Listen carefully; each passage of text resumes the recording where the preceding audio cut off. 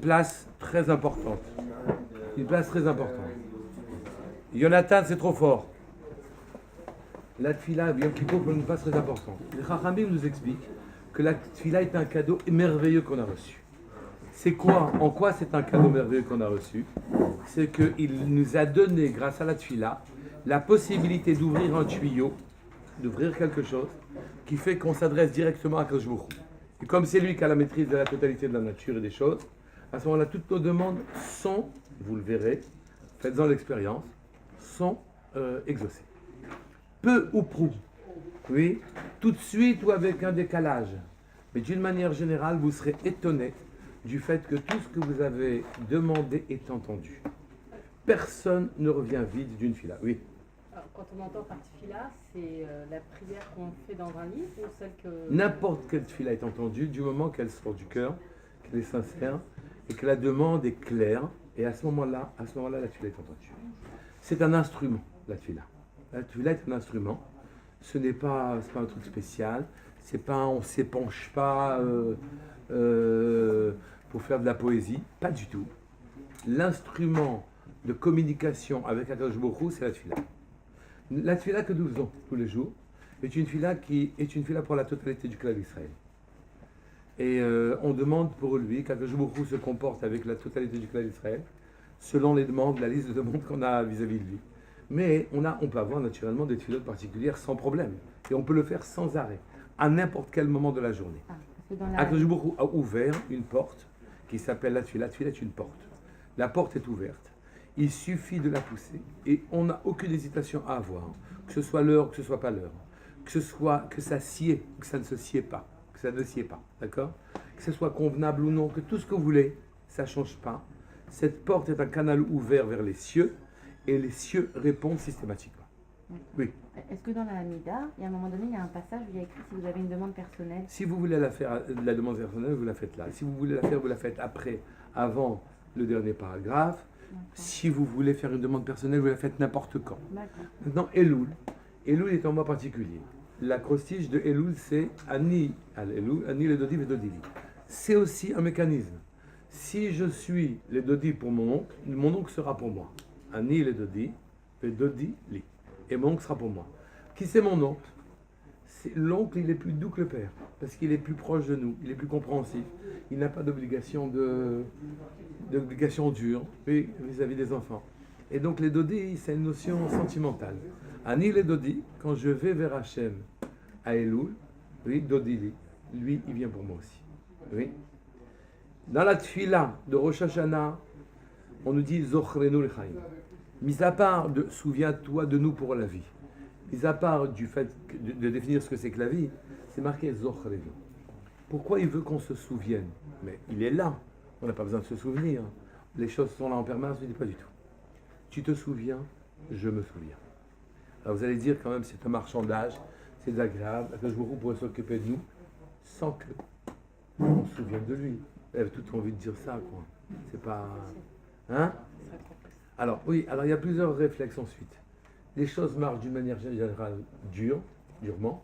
Il n'y a pas de raison qu'elles soient faciles. Ça, c'est un réflexe comme ça. Ou bien c'est injuste.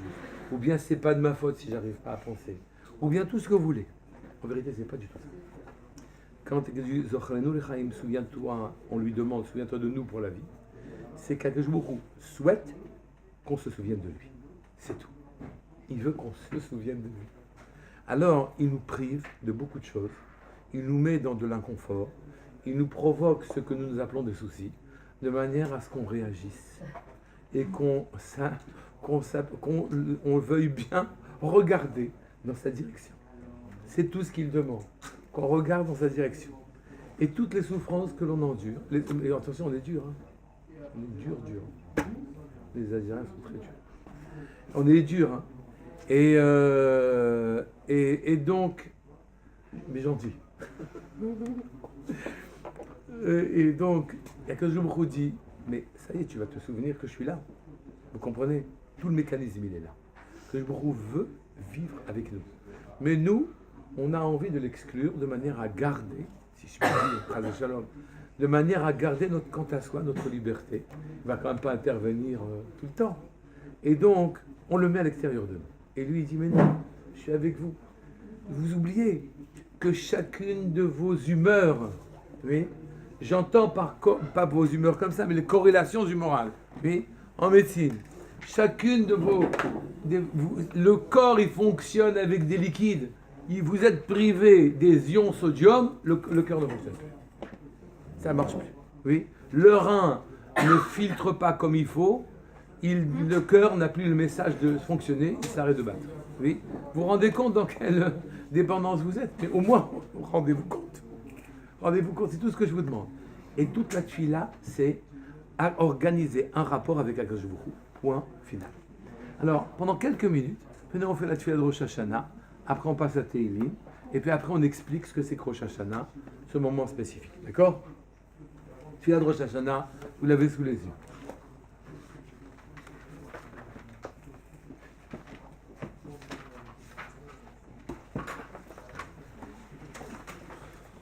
Prenez la Hamida naturellement directement. Prenez le Moussaf si vous avez envie. Prenez, on y va. Vous auriez dû amener votre livre, comme ça vous aurez pris votre note dessus.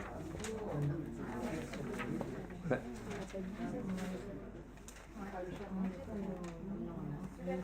Vous l'avez? Tout le monde là? Alors la particularité de l'Amida de Rosh Hashanah et de Kippour, c'est, on démarre par Zochrenu Lechaim. Vous avez la page, donc je vais trouver la page rapidement. Moussa 487.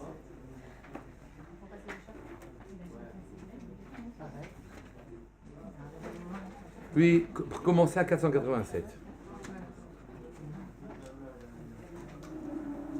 Et c'est les premiers mots de la page. 486, on n'a pas le même alors. Je vois.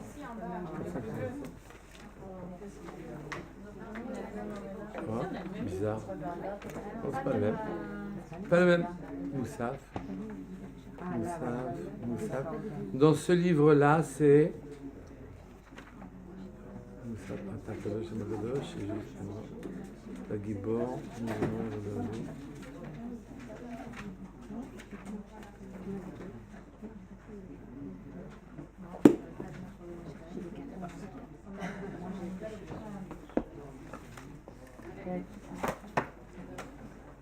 Voilà. Il n'est pas le bon. Voilà, 382, on va bien écouter. 382 Celui-là, 382. Mais c'est quoi celui-là? Shashana. Rosh Hashanah. Et là, c'est Rosh Ça, Hashanah. c'est Shavuot. Non, c'est Shavuot. Shavuot. Non, il n'y en a qu'un seul. Comment je vous écoutez, on y va. Oui. On commence la tuile-là, enfin, la particularité de la Hamida. La particularité de la Hamida, que l'on ajoute, peu importe, c'est pas, peu importe. Oui. La particularité de la Hamida que l'on fait, la prière que l'on fait à Rosh Hashanah et à Yom Kippour, c'est Zochrenu Lechaim. Souviens-toi de nous pour la vie. Alors Zochrenu, vous avez commencé à comprendre déjà que lui, il nous demande qu'on se souvienne, on lui demande de se souvenir de nous. Et au passage, on pense qu'il y a quelque chose à souvenir et on se souvient de lui. D'accord? Évidemment que quand vous demandez à quelqu'un de se souvenir de vous, vous l'avez lui en face de vous. Vous vous souciez de ce qu'il pense. D'accord? Et en vérité, c'est l'attitude qu'attend de nous Akadosh Baruch Hu, tout simplement.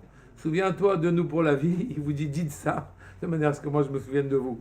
Vous êtes en train de penser à moi au moment où vous me demandez quelque chose. D'accord? Zochrenu lechaim. Mais on demande quoi? On demande la vie. Le principe même de cette demande, c'est Melech Chafetz Vechaim, roi qui veut la vie. On demande la vie. Et tout le monde s'attarde et dit qui veut la vie. De quoi on parle? On dit laisse-moi en bonne santé, que mes maladies disparaissent, etc. etc. Et après c'est écrit Kodvenu beSefer HaChaim, écris-nous dans le Sefer, le livre des vivants. Oui. Lemancha Elokim Chaim, pour toi, Elokim Chaim, Dieu vivant. Je reprends. Souviens-toi de nous pour la vie. Dieu, roi, qui souhaite la vie. Écris-nous dans le livre de la vie, Lemancha, pour toi, Dieu de vie. Oui. Et ici, la bakasha, la demande que nous avons ici, n'a rien à voir avec la vie physique. Oui. La vie physique, n'est qu'un keli, un instrument par lequel notre profondeur peut s'exprimer. Oui. Nous demandons ici non pas la vie physique, mais nous demandons ici la vie spirituelle. Nous demandons la vie spirituelle, pas la vie physique. D'accord? C'est ça que l'on dit, quand Venu Besefer Achaim, écrit-nous dans le livre de la vie, le livre des vivants. Les Rechaim ne sont pas vivants, même s'ils sont vivants. Les Tzadikim, même s'ils ne sont pas sur terre, leurs paroles et leurs lèvres, elles bougent encore dans la tombe chaque fois que l'on prononce leurs paroles. C'est-à-dire que ce que leur âme et leur présence sur terre a véhiculé, c'est tout le temps vivant. Mais au-delà de ça, quand on vit, on peut vivre sur terre et ne pas être vivant, on s'attache à des choses qui sont tellement sans importance qu'au bout du compte, le passage que l'on fait sur terre est inutile. On a beaucoup de mal à isoler ce qui est essentiel. Pourquoi? On est happé par le quotidien, le rythme et par l'accessoire. Oui. On est happé par des choses plus subtiles, perfectionnisme, compétence, etc. Et toutes ces notions sont des notions terribles qui vous font gaspiller votre temps. J'ai pas dit qu'il ne faut pas être compétent, j'ai pas dit qu'il ne faut pas être perfectionniste, j'ai dit qu'il faut mettre simplement vos qualités entre parenthèses, de telle sorte qu'elles interviennent au moment adéquat sans détruire l'essentiel. L'essentiel, c'est quoi? C'est la vie spirituelle. On va y aller tout doucement, parce que le jugement de Rosh Hashanah, il porte exactement là-dessus. Quand on a commencé par dire Zochrenu l'Chaim, souviens-toi de nous pour la vie, c'est parce que c'est ça la demande de Rosh Hashanah. La plupart du temps, les gens entendent souviens-toi de nous pour la vie, ça veut dire laisse-nous vivants, laisse-nous en bonne santé. Vous verrez que c'est qu'à la fin de l'Amida, de Rosh Hashanah, ou à la fin de Moussaf de Rosh Hashanah, qu'on dit souviens-toi, Chaim Tovim, bonne vie, Parnassa, et tout ça, Briout. Donc à la fin, on parle de la vie physique. Mais au début, on ne parle pas de la vie physique. C'est que la vie physique n'est que l'occasion de faire certaines choses. C'est tout. Vous ne vous limitez pas, Baruch Hashem, à la vie physique, car si vous vous limitiez à la vie physique, alors à ce moment-là, une fois que celle-ci est terminée, tout est terminé. Ce n'est pas possible. Et ce n'est pas comme ça que l'on entend les choses. C'est que vous avez un espace de temps dans lequel, maintenant, vous devez développer la profondeur de votre personnalité. Je ne parle même pas d'être religieux. Je parle de vous développer à chacun de vous. Naturellement, les mitzvot sont absolument indispensables parce qu'elles neutralisent les mauvaises directions. Oui. Les mitzvot positifs, elles vous entraînent sur le bon chemin. Et ensuite, vous êtes tout le temps en train de vous poser, suis-je en train de faire ce que je dois faire ou non? Mais elles ne sont là que comme des guides. Il faut que vous développiez votre profondeur. Vous n'êtes pas né pour le service quotidien que vous avez à faire. Vous êtes né pour développer une profondeur. Vous ne savez même pas où vous devez aller. Vous ne savez même pas qui vous êtes. Vous devez savoir dans le courant de votre existence qui vous êtes, ce que vous devez faire, et si vous êtes en train de le faire. D'accord? Et ça, c'est ça, Zochrenu l'Chaim. Donc vous voyez que le mot l'Chaim ici, ça n'a plus rien à voir avec la vie physique. C'est souviens-toi de nous pour que notre existence ait sa propre dimension. Je suis pas né, oui, pour remplir les obligations vitales immédiates, oui, pour faire un café au lait le matin, pour faire à manger le midi, pour laver le linge, pour faire des dents, pour plaider en tant qu'avocat, pour tout ça, je suis pas né pour ça. C'est sûr que on a besoin de ça. On rend service à l'humanité en faisant ce qu'on doit faire. Mais c'était pas la peine. Si tout ceci ne restait qu'horizontal, c'était pas la peine de faire naître le monde. Le monde, c'est comme si on faisait naître une nécessité pour remplir la nécessité. Il est vrai qu'à l'occasion où on remplit cette nécessité, je suis en train de me remplir d'autre chose. Je suis en train de développer. Je suis en train de développer ma profondeur. Et ma profondeur, j'ignore quelle est. J'ignore quelle est la profondeur de mon mari. J'ignore quelle est la profondeur de mes enfants. Et je dois développer toutes ces choses-là. Là, la Rosh Hashanah, c'est Zochrenu l'Chaim. Dis-nous où on va. Qu'est-ce qu'on fait ici? Souviens-toi, ne nous laisse pas dans une vie de vers de terre. Ne nous laisse pas dans une vie de basse. Élève-nous. Donne-nous notre propre dimension. Fais qu'on soit quelque chose, quelqu'un. Oui. Et autour de nous aussi, soit comme ça. C'est ça, Zochrenu l'Chaim. Et Kodvenu Besefer HaChaim. Et c'est pour nous, cette écriture-là, que cette année, on n'est même pas en train de demander de vivre, de survivre. On est en train de demander que cette année, même si elle dure, Khalila, une seconde, une minute, un jour, oui, que ce jour-là soit plein, total, oui, complet. Zochrenu lechaim, kodveni besefer hachaim, lemanach Elohim chaim. Pour toi, nous, on n'a pas de force, on ne sait pas faire, oui, on n'a pas les moyens. On peut simplement, au maximum, diriger notre intention comme un arc, oui, et que la flèche, elle atteigne son but, si tu veux bien diriger la flèche. Je veux bien tendre la corde, je veux bien mettre la flèche dans l'arc, je veux bien globalement avoir la bonne direction, parce que même ça c'est faux, oui. Mais après, quand ça va partir, ça veut dire que la flèche n'appartient plus à l'arc. La flèche est partie. Et il paraît qu'il y a des forces qui mènent, après vous avez les scientifiques qui vous expliquent avec un grand sniff comment ça se passe, oui. Et avec une certaine force, ça atteint un résultat. Quand la flèche a quitté l'arc, fait qu'elle atteigne là où elle va atteindre. Parce que moi, je ne sais pas faire. Alors fais-le pour toi. Parce que nous, tu as besoin de gens qui ne soient pas là que pour le café au lait le matin ou la bocha le Shabbat. Donc pour qu'il y ait des gens qui aient une dimension et que tu aies des compagnons, les mantras. Oui, toi, Dieu de vie, fais qu'on devienne autre chose. Des moutons. Cette espèce de vie basse que l'on a tendance à vivre tous les jours. C'est ça le texte essentiel qui est que l'on dit à Rosh Hashanah. Donc en fait, on lui demande de nous donner la volonté de la bonté. Je sais, on lui demande, le mécanisme, il n'est même pas clair chez nous. Comment on va arriver à être autre chose que ce que l'on est physiquement? On ne sait pas. Et chaque personne, c'est pas la même chose. Donc on lui demande, fabrique-nous, modèle-nous, construis-nous, de manière à ce que, avec notre seule intention, comme patrimoine, alors on puisse mettre de la chair autour de ça. Vous savez, la Neshama, quand je la vois, c'est une lumière, elle est enveloppée de chair. D'accord? Si on a de la chance, au travers de la chair, on voit la lumière, comme une lampe qui transparaît derrière les chairs. D'accord? Les lettres, elles sont contenues dans les hommes comme ça. Et c'est pour ça que Rabbi Bounam, je crois qu'il disait, à la fin des temps, on ne lira pas le noir des lettres, on lira le blanc. Même le blanc, qui est que l'environnement, qui est l'accessoire, cet accessoire-là, il aura fait sa fonction et il deviendra lisible comme le noir. D'accord? Et c'est ça qu'on entend de vous. Que l'accessoire que nous sommes, il fasse partie de l'essentiel. Zochrenu lechaim, c'est clair? Zochrenu lechaim. Oui. Souviens-toi de nous pour la vie. Ne nous laisse pas au PTT ou à la sécurité sociale quand même. Non? Qu'on soit, je sais pas, oui, aux impôts. D'accord? Mi chamocha avarachmin, qui est comme toi, 5 minutes en plus, et après on continue.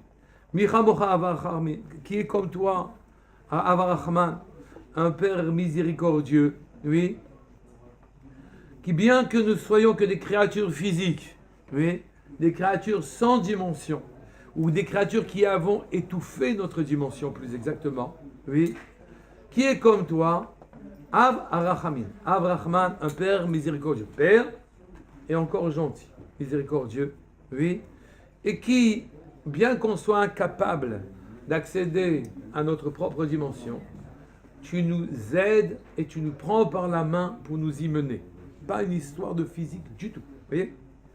Zocher Yetzurav lechaim belachamim, qui se souvient Yetzurav de ces créatures. Ici, subrepticement, de manière maligne, on lui rappelle qu'on est ces créatures.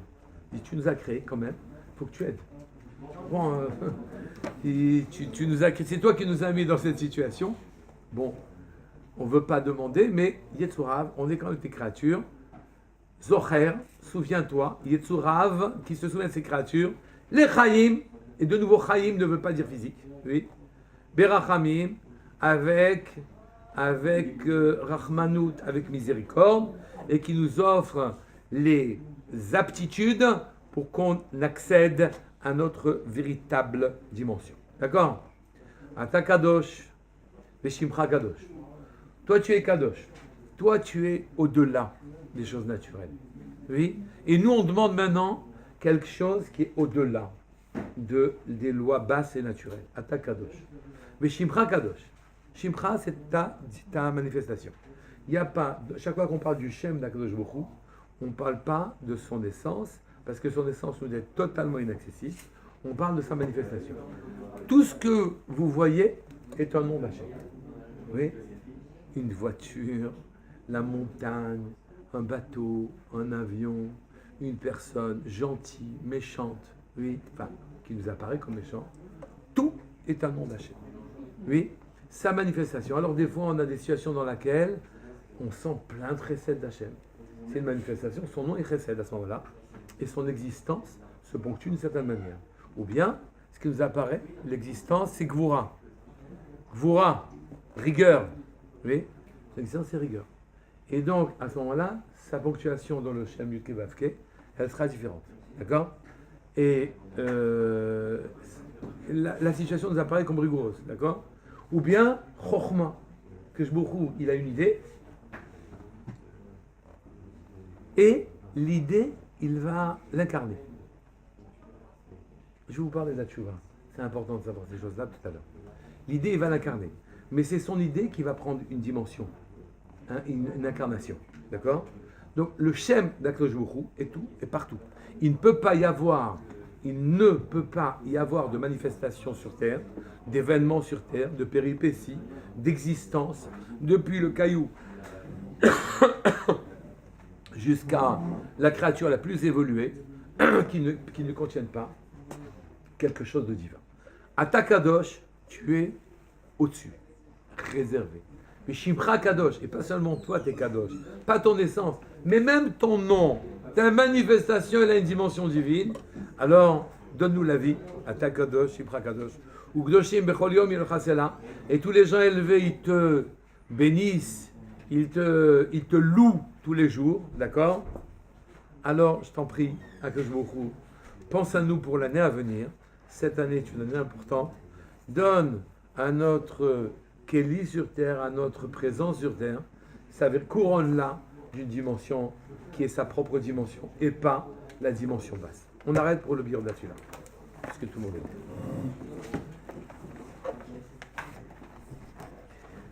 Faites